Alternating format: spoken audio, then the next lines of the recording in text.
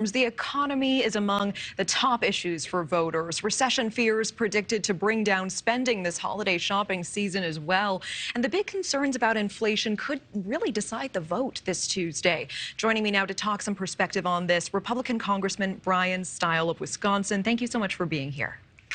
Thanks for having me. So, Congressman, Republicans certainly have done a good job lobbing criticism in regards to inflation. It's easy to do right now as all of our wallets are hurting.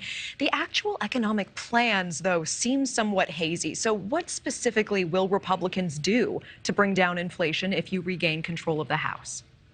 I think it's actually incredibly straightforward what we need to do to bring inflation down that's clobbering so many Americans. I'll give you the top three. One, we need to stop the reckless spending that we continue to see in Washington under Democratic one-party control. Two, we need to unleash American energy.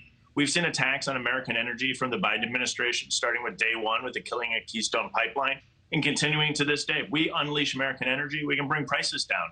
And three, we need to look at our labor policies where we still find far too many people who find themselves on the sidelines. We need help to get them back in the workforce. If we do those three key things, we can bring prices down and help so many families that are struggling right now all across our country. Another issue I want you to weigh in on, notably, Senator Ron Johnson in your state didn't quite commit to upholding Tuesday's election results. He said, quote, "I sure hope I can."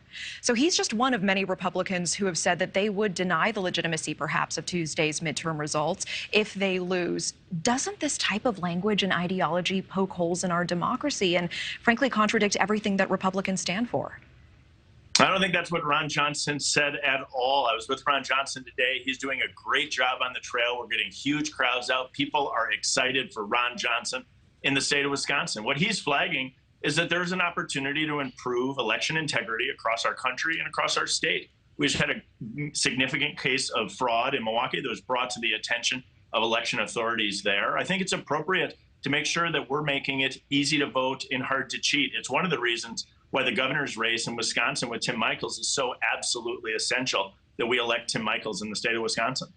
So he said, "I sure hope I can, but I can't predict what Democrats have planned." What did he mean by that?